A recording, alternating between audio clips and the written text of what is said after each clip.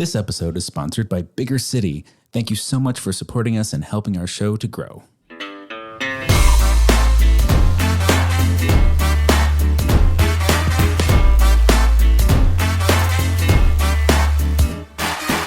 Hello and welcome to the Big Fat Gay Podcast, where we talk about the things that are weighing on our minds. My name is Michael Willer. I am a chubby chaser, and today I am a fully autumn boy. It is like mid-60s every day, low 40s every night. It feels cool and crisp. I've got my sweatshirt on.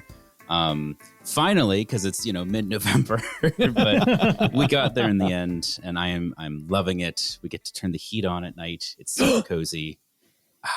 Hello, my name is Don Marshall. I'm a big chubby guy living here in sunny Hollywood, and today I am a progressive boy because I got new glasses for the first time. I have progressives.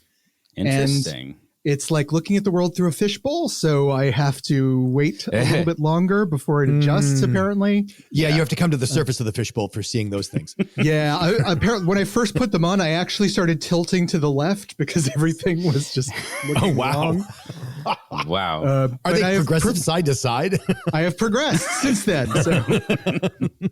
You have to look to the right to see close, look to the left to see far. Oh, my goodness.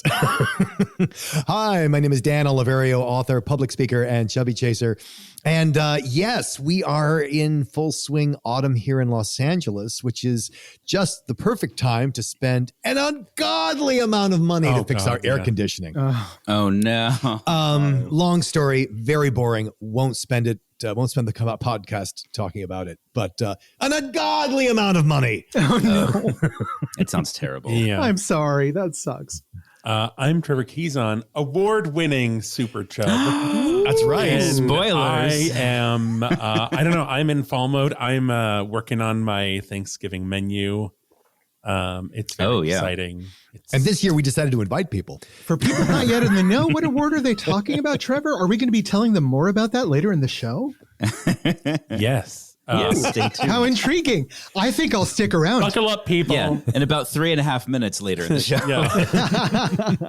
Yeah. Before we get to that, though, we wanted to thank our supporters on Patreon. You guys keep the show going, and you are awesome. Thank you to the standard listeners who don't have the ability to support us on Patreon, but we love you too because even our standard listeners are exceptional. We also wanted to remind everybody that on December 3rd, which is coming up in just a few weeks, Sunday, December 3rd at 12 p.m. Pacific Standard Time, we are doing a Big Fat Gay Holiday Live Spectacular Hangout on Zoom. We're going to have holiday drinks and holiday gift ideas and cheer and prizes. A good old fun time. And prize. Oh, yes, I forgot. Trevor has brilliantly come up with well, I don't really know what he's going to do, but there are prizes involved. It's dinner with Trevor Keyson. Dinner and something Contractually, else. we cannot obligate Trevor to do that, but he will. We're not even allowed to imply it. That's right. I'm not going to fill up on bread.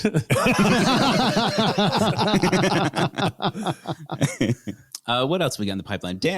Dawn and Trevor, Minisode boys in the near future. What y'all talking about? Kind of like the taking in fat jokes as fat people, and like sometimes it's okay, and why is that? And a lot of the time it's not okay, and you shouldn't. Especially when it's made by fat people. We'll get into that. Yeah, that kind of strange thing and how to feel slimed or not slimed. That should be fun. I'm looking forward to that conversation. Yeah. All right, well, let's pop culture. Let's do it. Hold on, they moved there we go.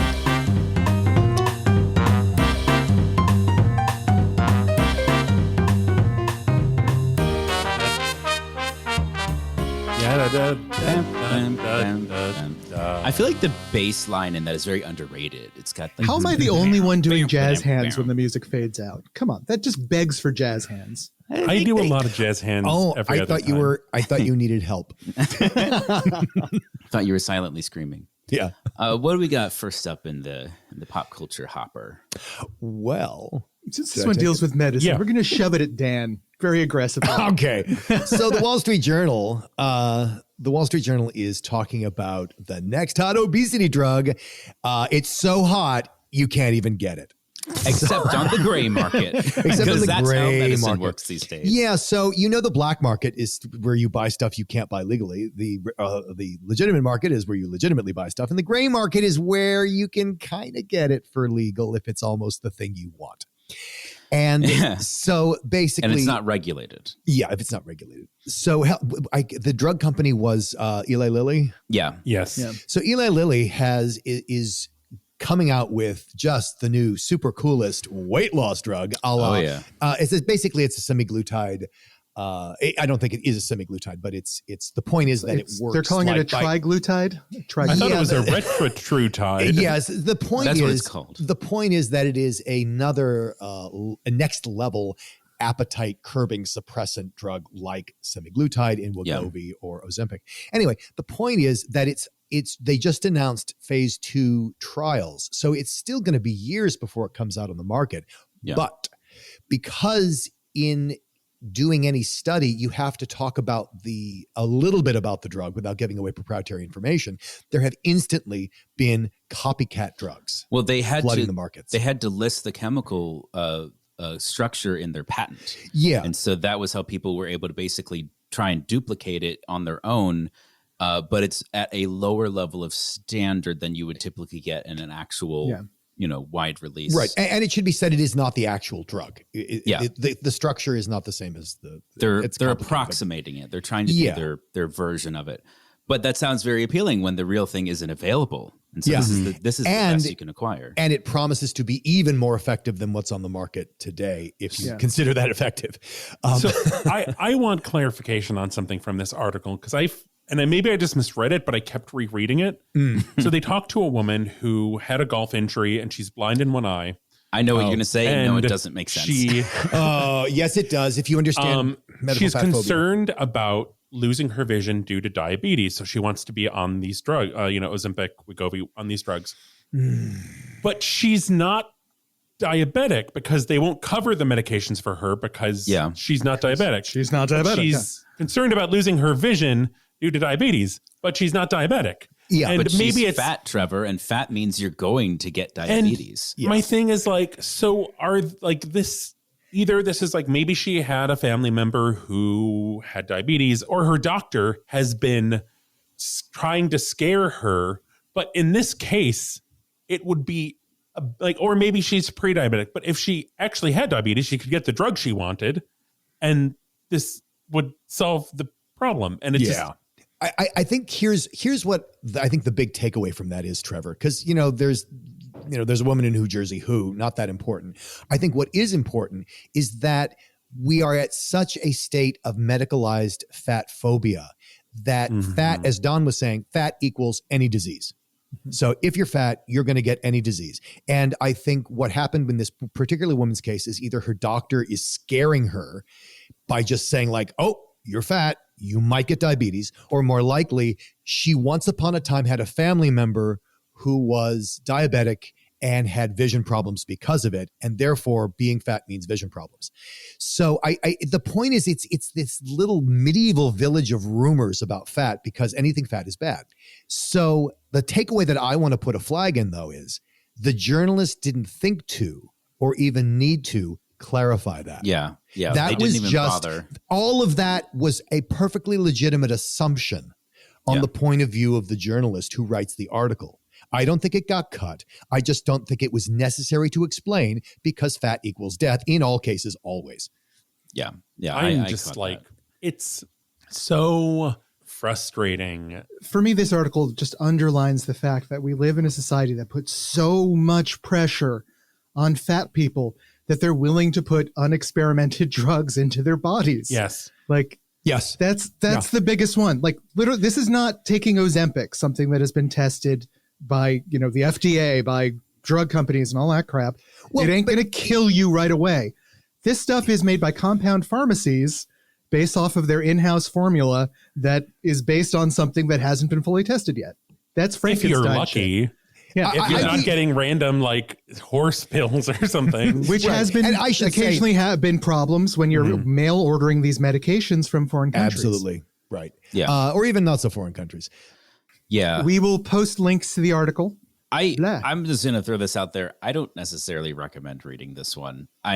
It's a tough read. There's some stuff in there that we didn't cover that's really like kind of gross and slimy. And I don't know that you can check it out if you want to. I think we've covered it pretty well personally.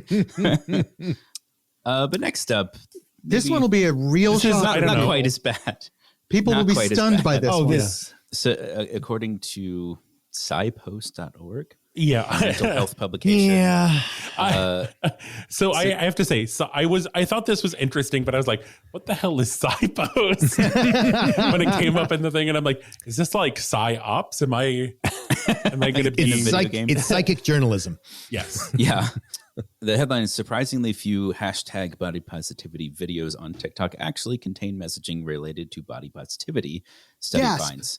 So I think it's good and bad, because on the one hand, they found that the videos that did talk about body positivity focused on body positivity, and they didn't deviate from the body positive message. But of majority of videos with that hashtag don't talk about body positivity at all, and they address they're hosted by kind of standard sized, blonde pretty women who kind of talk about like self-care or like, self-acceptance. But they don't really, I personally, I don't have a problem with this, because it's really the problem of hashtag body positivity.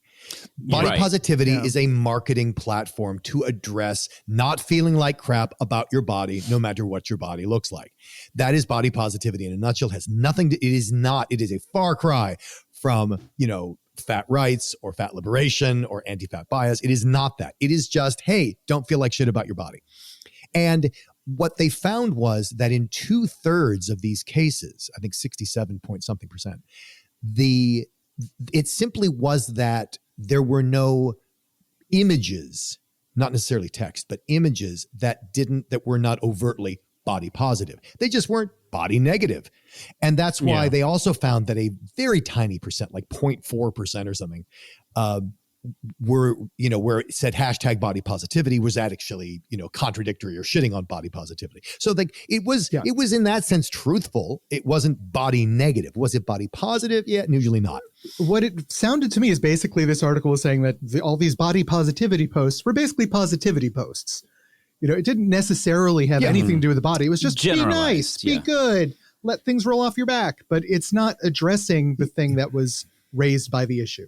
So it's not a terrible thing. Right. Isn't breathing fun? Isn't it great to feel good? Yes. Yeah. Thank you. That's a great message for everybody, including me, but it wasn't the message I was looking for today. Right.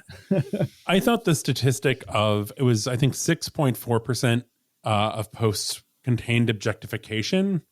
That caught my eye. And then I think it was like 4.3% of the videos had men.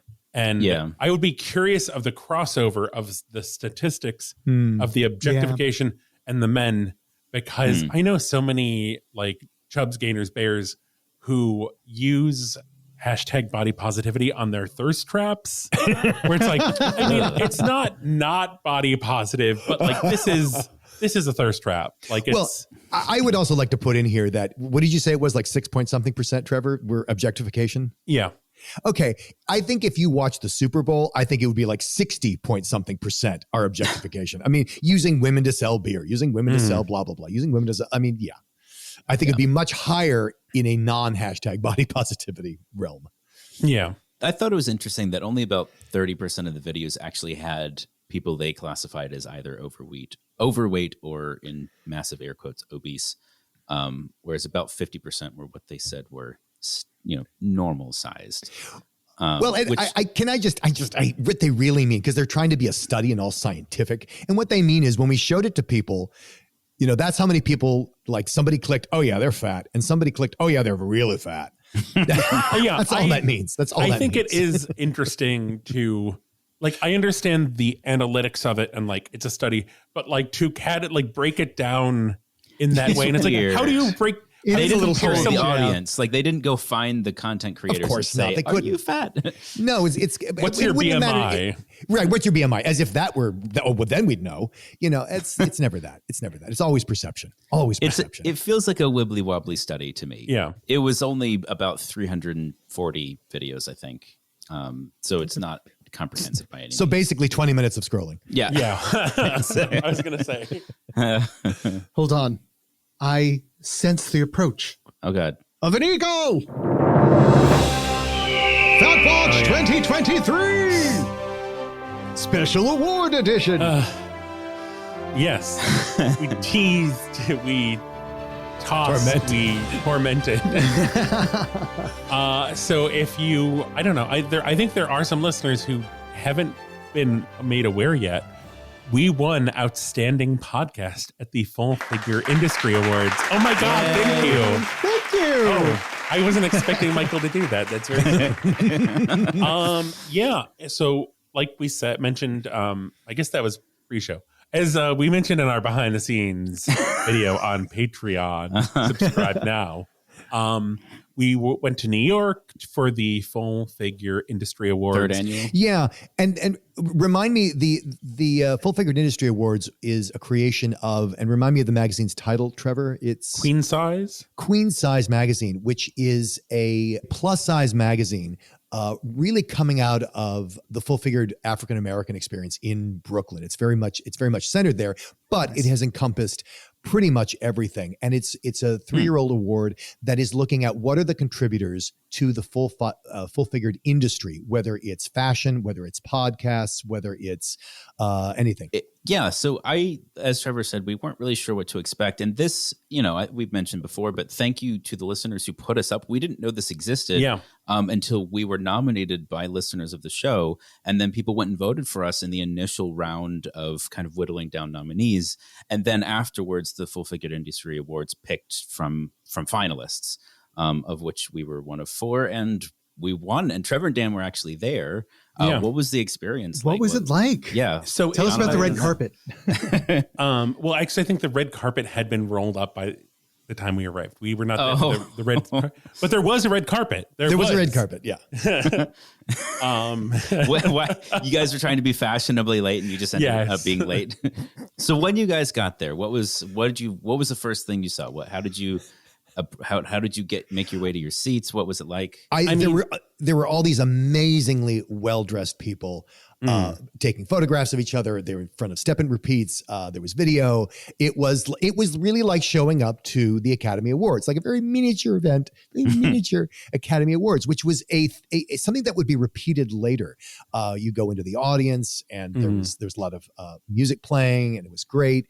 I think the thing that stuck out the most to me was just how slick and polished and professional the whole awards presentation was done. Like on the Academy Awards where they have all these graphics, that was present in the hall. Wow. Like they had, I think it was PowerPoint, but it was just the most seamless PowerPoint presentations going between like, here's the awards, here are the presenters, here are the people up for the awards. And it was amazing. It's so smooth. That's nice.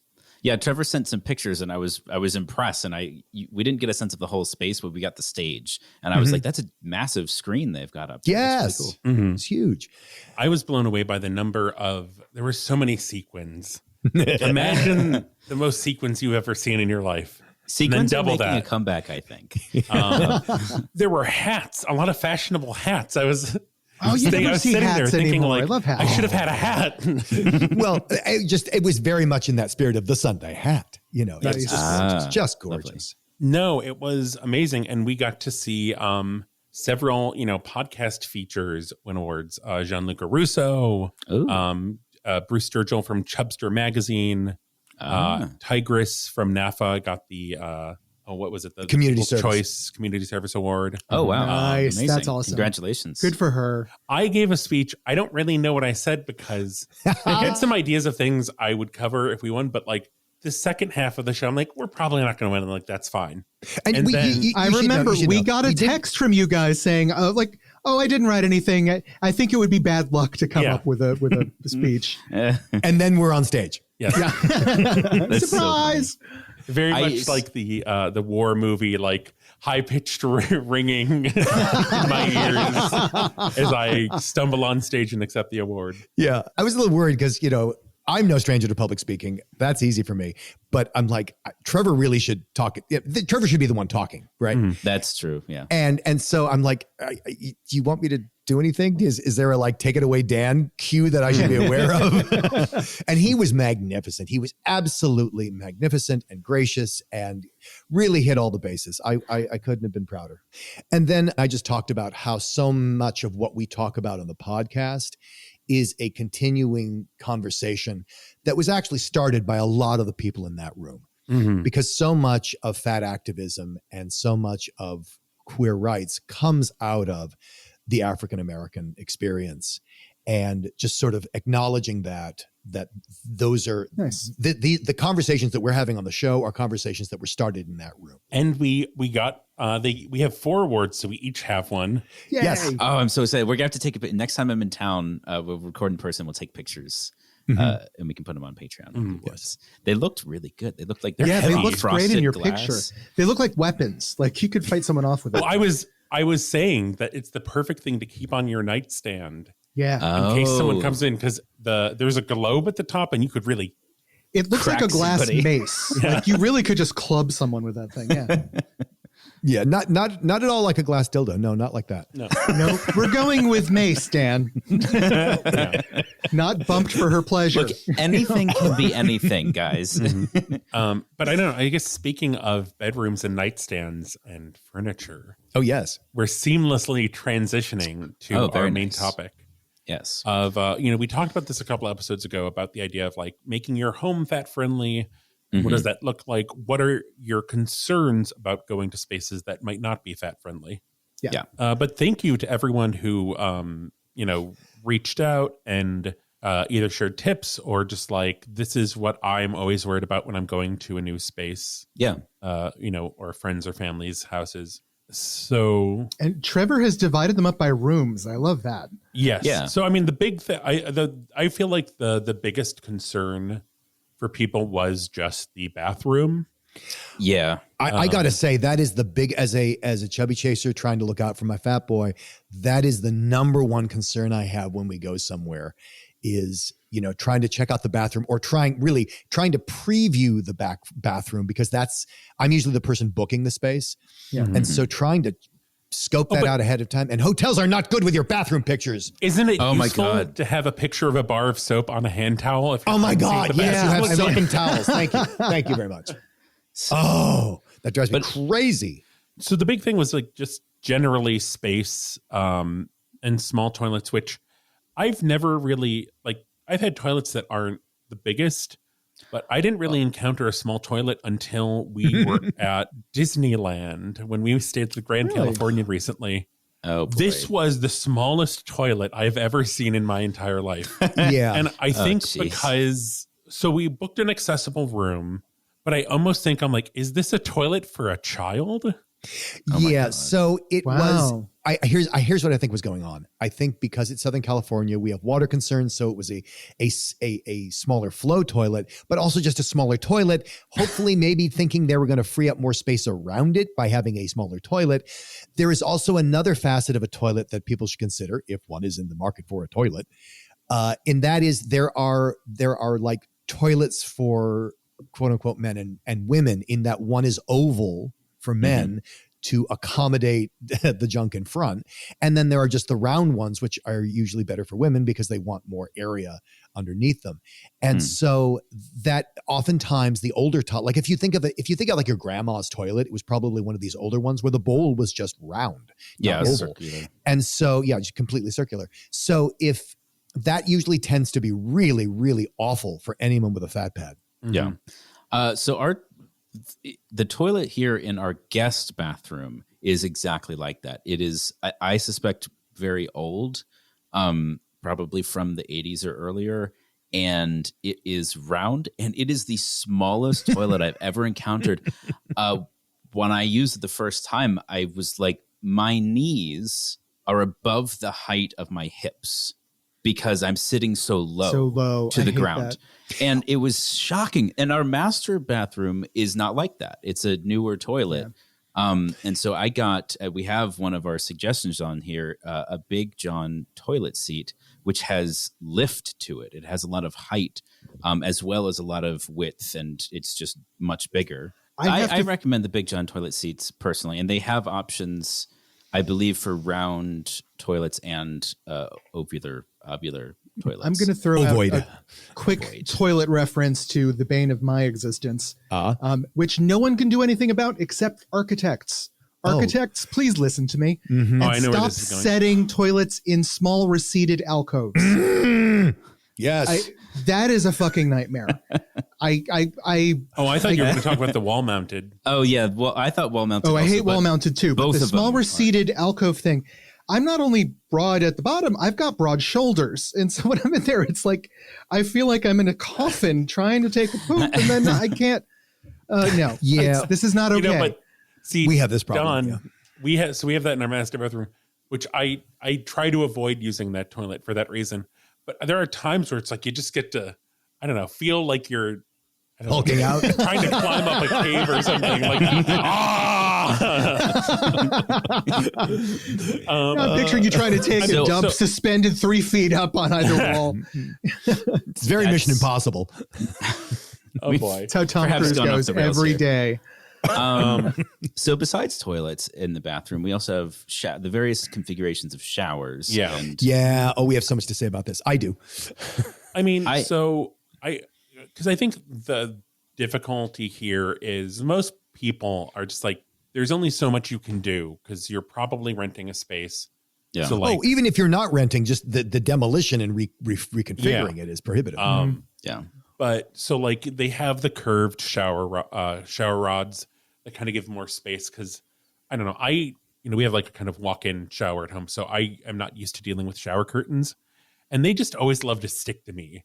No matter how far away I get it, it's still just gonna come and cling to me. Yep. Shower and getting into, if you have a tub shower combo, getting over the lip of the tub, sometimes they're like elevated off the floor height. So there's an extra 6 to 8 inches of up that you have to get over. And so maybe, I don't know if you're gonna stay at somebody's place and you have to take a shower there and it's too low, I don't know, having a little step to get on. Can I say, I think my stepmother may be listening to our podcast because the last time I went home to visit my father, one of those curved shower curtains showed up in the bathroom that I used. And Excellent. Oh my God, joy. That's nice. That was happiness. And I felt so welcome. Yeah. And seen. These slippery tubs. Oh yeah, A lot of tubs are designed for minimal friction because it's a tub, and it's a terrible idea for showers. So that's awful. And I have, this was amazing. So I was dating this really huge, gorgeous fat boy, and he had a tub slippage problem, and his solution was putting down bath towels on the tub floor. Really not ideal. Not ideal. It just, because then they slip on the tub if there's any sort of water, and they get waterlogged. And then there's a whole like, how do you dry them? Blah, blah, blah. But for him, it was better than nothing. Well, they do make mats. Make rubber bath Of course they do. And make sure you get the kind with the little suction cups on the bottom. Get the suction cups and clean them regularly. It's a pain in the ass, but those will get moldy real fast.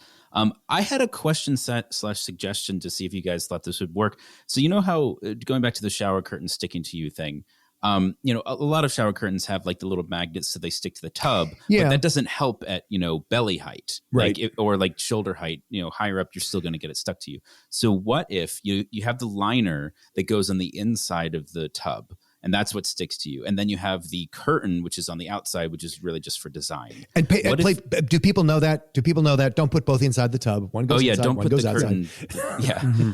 So, but the curtain's always going to be on the outside because it has the tub stopping it from getting any closer to you. So what if you use double-sided tape to stick the two together at the appropriate heights so that the liner was still pulled outside towards the direction of the curtain?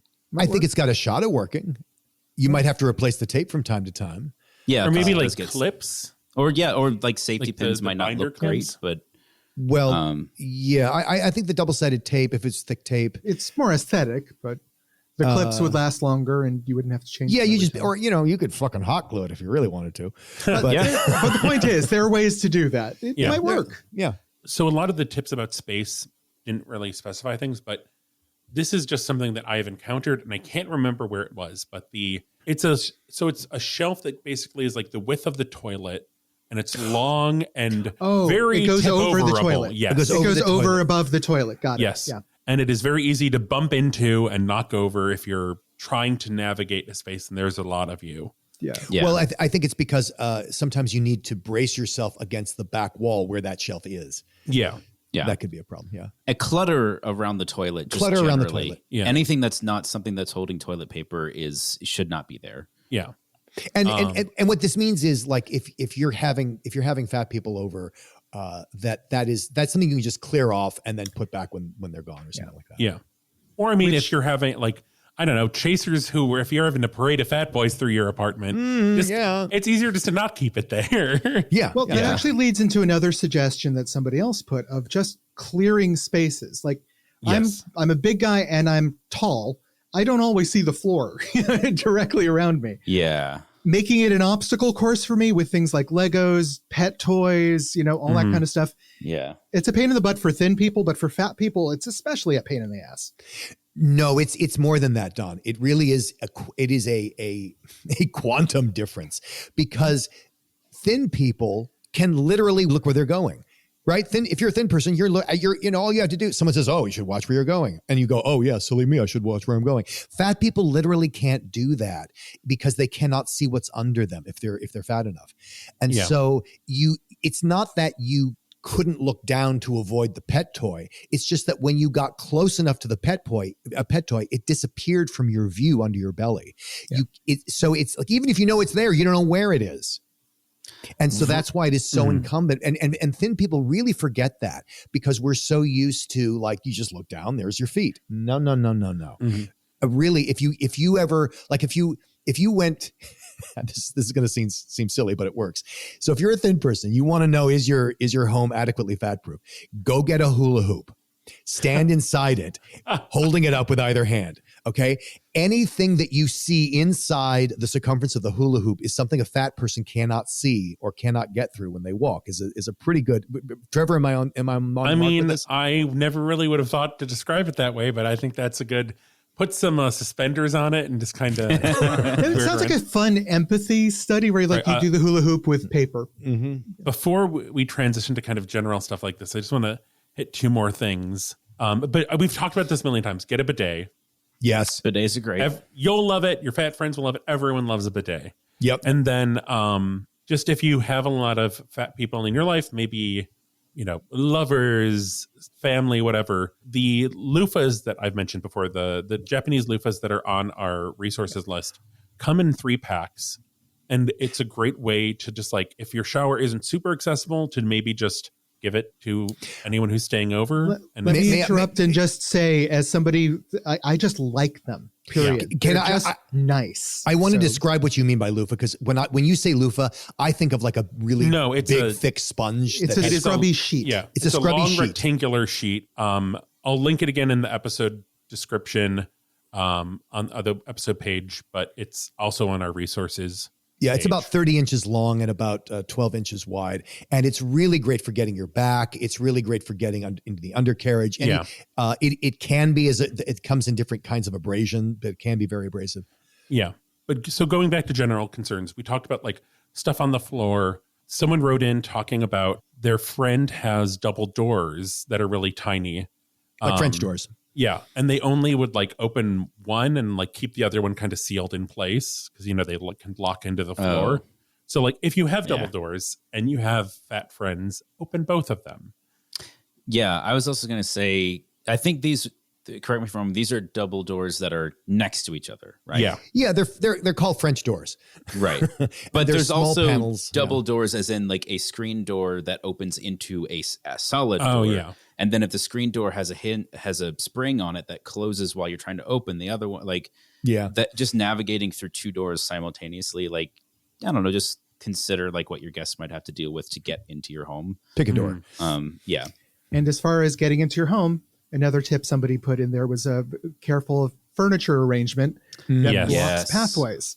Yeah, that's a big one. If you're bumping your knee as you slip past and you're sort of a normie sized person, like I have knees that are 3 times the size of yours. So like, please give me some room, I think this most applies in the most innocuous place, the whole coffee table sofa arrangement.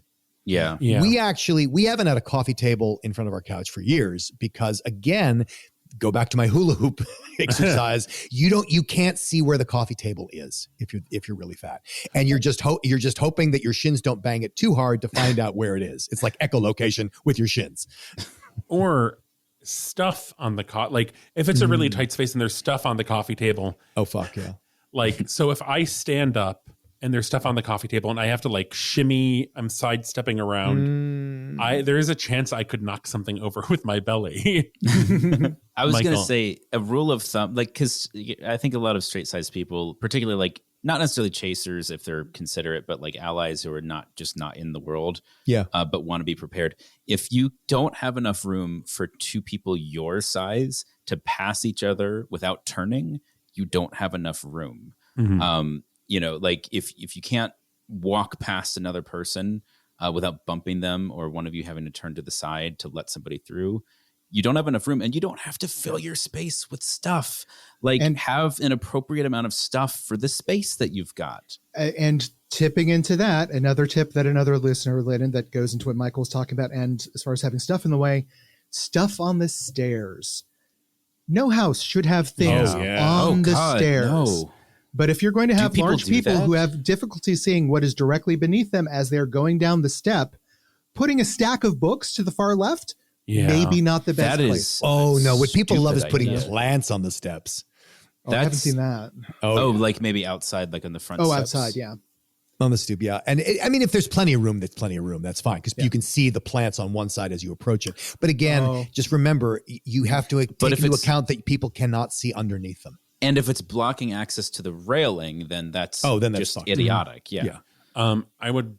So when railings are loose, oh God, it just sounds which is like the a unsecure railing is the scariest thing. And I feel like also like it's a very hard thing to fix. So like all of these things, it's like I understand that there's just difficulty with it. But like, can I just say with the railing that's insecure, even if the railing holds, it's going to make the fat person nervous. Yes. And so they're probably not going to use it. And if they don't use it, they could be more prone to injury, which is really going to be awful, not to mention doubly embarrassing. So, I mean, it just creates this sort of, it really just sets up the fat person for failure if the railing is insecure, and either they don't use it because of that, or it actually fails in their hand, which is, then they feel terrible. And, you know, there's one in this category I really want to hit, which is pet gates. I've got a lot of people who have pet gates in their homes, and those are very important. They're good. I understand they're necessary, but that is a barrier to a fat person. Like I that is the bane of my existence, having to open one and then squeeze through it sideways. Oh, I thought you were going to say that the thin person just steps over it and you're like, I ain't going to do that. Oh, no. A lot of times, even if the gate is open, there's I don't know, like I don't know how to describe it, but like a bracket on the floor that you have to step over. Yeah. You have to bend over to do that. And then it's not enough room for most people to get through that are even slightly above normal size. A bracket on the floor? That just sounds dangerous for everybody. I think it's supposed to be for, reinforcement, but then when the gates open, there's still like a little speed bump that you have to step over that you could trip on. Yeah. My sister at her old place had a pet gate at the top of the stairs. Yep. Oh, God. So basically, and like they would just like step over the gate to go down the stairs, which that is, does somebody want to fall down and break their neck? At least the stairs were carpeted, so if you did fall down. No, gates at the top of the stairs are so normal, especially in households with small kids. You see it all the time. So that was one I did not want to pass. Although, Don, I question the wisdom of trapping small children on the stairs.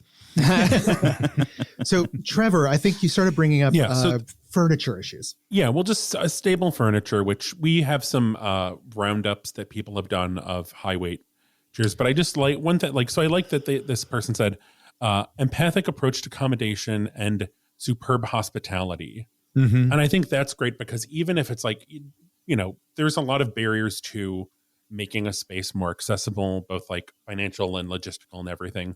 Yeah. And if you can't make your space accessible, but just like really focusing on doing everything else you can to make a fat person comfortable and just like checking on them, I just really like that, like someone hammering that out and just thinking about that. Yeah. In my experience, a lot of like moneyed families that have old furniture, they always have these incredibly delicate looking pieces of furniture around their house. And they don't think twice about like, oh, please take a seat. I'm like, no. I had a friend. It's a terrible idea. Yeah, I was a very good friend of theirs. They had one seat in the house that I felt safe in, and that was the sort of the patriarch of the house's favorite seat. So when I was there, I always sat on the floor because, I wouldn't make a big deal of it, but it sucked. I think this listener encapsulates it really, really well, because it's not just, oh, I can't fit. It's also the embarrassment about asking about it, the embarrassment about dealing with it, because there's all sorts of stigma around it. And I love the way this listener put it. They said, quote, I'm just not wealthy enough to sit on someone else's furniture. Yeah. If I break it, I couldn't afford to replace it. And I think it really echoes that mentality of like, I'm not even going to chance it. I'll just sit on the floor. I'm not going to chance it. I'll just kneel behind the couch. I can't chance it, so I'll just not go there. Yeah. Yeah. I've talked about it before. So I have this, it's like a storage cube. It's a black cube. It's covered in fake leather. It has a cushion top that I use to store my like Pilates equipment downstairs, but it also has a 600-pound capacity. Oh, and nice. it actually can kind of fold into itself. It is so compact. I've seen it. It's tiny. Yeah. And it's comfortable. I mean, it's comfortable for what it is. It's not like super duper comfortable, but I actually, our friend Heather told us about it, and she actually travels with it because she's like, most places I go, like, a chair's not going to work, and I'll just use that. Like when she went to London, she brought it with her and like would bring it to restaurants and stuff. You should have seen what this is, because it's about I'd say a 14-inch cube, but it folds up into something about the size of a portfolio. Yeah. Oh, nice. Oh, interesting. And I was going to look at this before the episode, and they have a new one that's basically the width of two of them side by side that I think could be great to like have by your front door or something for people to sit on for their shoes. Yeah. Like at the base of your bed. I was going to say that can be your coffee table, because then it's a sittable as well. Oh. And you can put stuff That's a in. great idea. And stuff that you normally keep on top, you can put inside because it's actually a storage bin. Right. Yeah. Yeah. That's a clever. great idea. And actually, I really the like wider one claims to have a 660-pound capacity, which Yeah. given the other one, I believe it. We took a risk, took a chance on some dining table chairs, which could be anywhere chairs. We just liked them for the dining table, that are, they're fabric that has good amount of padding, no arms, obviously. And they've been really sturdy. We've had several different fat people ranging around, 400, 500 pounds with no issue whatsoever. Probably more than that. I think James is probably more than that. And so I don't remember the brand, but Trevor, I'll give you a link and we can put it in the episode description, because I recommend them. Trevor, I wonder if you want to speak to this. And it's not really, I don't say that like, if you're a chaser, you should go out and get one of these because your fat boyfriend will love it. That may not be the case. But I actually wanted to highlight the fact that, Trevor, when you play video games for an extended amount of time, you often sit on that exercise ball we have for you. Yes. Why don't you talk about why and how? And Do you find that pretty comfortable? I do. And I also find like, I don't know, if I'm not doing like, if I'm going to be playing video games for a while, it's like a nice way to kind of engage my core. And also just like, I change positions a lot if I'm just on the couch for a long time. So it's just a nice way to have a different position, to be able to like, I don't know, maybe be a little closer to the TV if I'm playing a game with like a lot of tiny text in the interfaces and everything. But also just like, it's nice for my tailbone. Yoga balls have pretty high weights when you get them in the size that I have this. I think just someone said this, and I think this is a very good general like tip. Sturdy with a seat and no arms. Like if you're on chairs, if it just feels sturdy, if it's got no arms, I think that's a good rule of thumb. I think if you're a chaser, this might be a way to test a chair. Number one, it cannot have arms. And number two, would you stand on it? Would you get on it like you're going to put one foot on it and lift yourself up and stand on it? If you would do that and not feel like, oh God, it's probably good enough. It's probably sturdy enough to put your fat boyfriend on. Yeah, Yeah. and construction materials factors into a degree. Like you don't want anything wicker. Nobody likes that.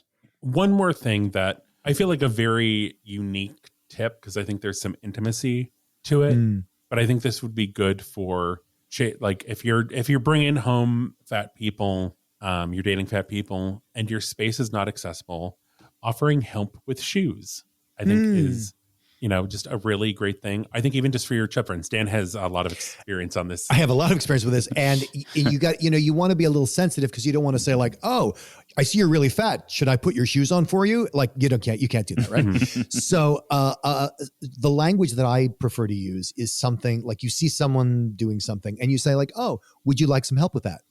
And they can say yes or no, and that's the end of the conversation or the beginning of the conversation, depending on the response. But just, would you like some help? Yeah. I also find that this isn't always helpful for fat people, but a long shoehorn, like 3 foot long shoehorn, It's actually for boots, yeah. Yeah, and they're compact, like they can just hang up in a closet. That can be helpful. I'm sure there's plenty more. Listeners, if you guys have any responses to any of these things or any follow-up stories, tips, etc., that we didn't cover, let us know. We'll share the social media stuff at the end of the episode. But I have a tip, kind of, not really. Cautionary tale. A cautionary tale is more like it. So I mentioned a couple episodes ago that Michael and I were going to go to the newly built Sphere performance venue in Las Vegas. High tech, brand new. If you haven't heard about it, check TikTok. It's everywhere. And we were really excited about it because when we bought the tickets through Ticketmaster, they had all of these amazing accessibility options mentioned, specifically not just for wheelchair accessibility, but also for size accessibility. These chairs are wider and all of the arms come up. They're made for like people of size. Like it was great. It was really. What happened, Michael? Not the case. Not the case, people. It was so frustrating. The venue itself is fairly accessible. They've got lots of escalators and elevators that you can get around with, but it is large. So you do need to be able to move yourself pretty long distances. It is incredibly vertical theatrical space. So like the seats go up the edge of the curve of the Sphere. And so to walk down the row to get to your seat, it is, I would estimate a 45, 50 degree incline. I think 45 is actually correct. Yeah. Like of concrete steps. There are railings, obviously, but it's a very narrow walkway, very narrow. I was brushing seats and the railing in order to get to where we had purchased seats, which was at the very back. It was the very last row. But they were standard seats. They were smaller than airplane seats. Only the armrest on the very, very outside came up, and the seat wasn't big enough to accommodate even with the armrest up. And so we talked to the usher, and he just looked at us blankly and said, "We don't have any seats like what you're describing." Like literally, the description on Ticketmaster does not exist in their space at all. Wow. Total lie. I don't know how that miscommunication happened. But we got lucky, and this is where the tip comes in. The people behind us were up on a raised platform, which was the actual last row of seats. It just wasn't part of the stadium seating. It was on a platform, and those were folding chairs that were like reinforced metal folding chairs. They looked very sturdy, and those people weren't happy with their seats, so we swapped with them. Perfect. And so it was me, my partner Michael, and our friend James, who's very tall and very fat. They said the seats, as far as weight was concerned, felt fine. They were sturdy, but they were low enough to the ground and close enough to the railing that their knees were really hurting, like halfway through the show. So overall, that is agony. Yeah, I hate that. The only place in that space that is remotely fat accessible is the very last row in those folding chairs, and who knows how to book those because Ticketmaster owns everything and is terrible. So overall, I don't recommend it, honestly, until they change those things. And who knows, like, how they would even communicate that stuff, given that, their communication with Ticketmaster is just non-existent. So this is a very sad tale. So Don, cheer us up with a bit, please. Okay. Well, since we spent so much time discussing furniture today, I thought maybe we could take a little journey into the wonderful world of the history of furniture. Oh, I love that. Okay. We've had a long and ever-evolving history with furniture ever since we first realized that rocks were hard and our butts were soft. And evidence supports this because we have found the world's oldest furniture in Scarabray, Scotland, where they have these stone beds, wardrobes, and shelves for dishes that date back to 3100 BC. Wow. Right? That is the oldest known furniture. So we knew that they were just using stone, which was just basically piles of rocks that you'd sleep on because, wow, that sounds comfy. But stone may last, but it's not comfortable. Wood furniture, we find, can be much more comfortable, but it took a while for us to make the tools needed to create wooden furniture. Which civilization was the first to create true wooden furniture? A, the Babylonians. B, the Egyptians. C, the Greeks. Or D, the Romans. Babylonians. Okay, we got one for A, the Babylonians. I am also going to go with Babylonians. I have no idea. I'll just say that. I have no idea. Babylonians, final answer. I'm going to go against the grain and say Egyptians. Okay. And Trevor once again leads the way. God damn it. What the fuck? What, the Babylonians didn't sit down? What the hell? Nope. The Egyptians were the first to use things like joinery and that sort of stuff, and they created these chairs that were made of crafted wood with ivory and hide, and it was really our first wooden furniture. So the ancient Greeks tended not to be very focused on furniture in their homes, really, but there were two pieces of furniture that were considered the most prized in the Greek household that wanted to show off a little bit. The fucksling. What were these two features? One, a dresser to display valuable glasses and a sofa made of wood, ropes, and mats. Two, a bed made of ropes and wood hide and a wardrobe. Three, a chair for the patriarch made of wood and ivory and wooden stools for guests. Or four, a quote-unquote bookshelf for scrolls and a padded chair made of wood and leather stuffed with wool to read on. I'm going to going with say 3. bookshelf. Okay, we got one for the chair the patriarch made and one for the bookshelf. Trevor? Yep. The ivory chair and guest Ivory chairs, chair? which, I guess is 3. All right, on this side, we just do not have Greek priorities. The dresser to display valuable glassware and a sofa made of wood and mats was apparently like the height of fashion in ancient Greece for a wealthy household because you wanted to show off your glasses. All right, final question. This one is Price of Right rules. Whoever gets closest to the year without going over will be the winner. Oh my. While everyone can appreciate the solidity of stone, wood, and metal that can give to furniture, sitting or lying on a cloud was always the image mankind used to describe the ultimate comfort, just like Big Fig mattresses. Okay, anyway, after years of dreaming, the aerospace company came along and invented the world's first inflatable furniture. When did the inflatable furniture first arrive on the scene? So let's lead off with, we're going to go with Trevor last. Well, it had to have been after the invention of plastic, I would think. Mm-hmm. I'm going to say 1955. Okay, we got 1955 as our starting point. You want to get as close to it without going over. I am going to guess 1960. I was going to say 1960, so I'll say 1962. Okay.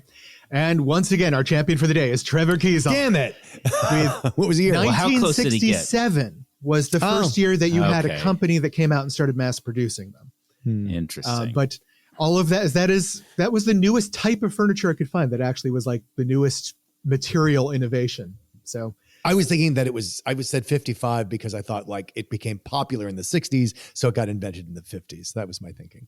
yeah. Oh, I see. But dear listener, if you have a new type of furniture that you think we should know about, where could they go to tell us about that, Trevor? Well, we're on Twitter and Instagram as @BigFatGayPod. We're on Facebook as the Big Fat Gay Podcast. Give us 5 stars there. Give us 5 stars on any podcast platform. Support us on Patreon at patreon.com/BigFatGayPod. And see the articles and furniture we talked about at www.bigfatgaypod.com. Nice. Oh, sorry, I have a hiccup. Hold on. Maybe I have the hiccups when we're finished with the episode, and you're gonna scare me, try to get me to stop hiccuping. So watch out, me. Boom. Ah. Watch out.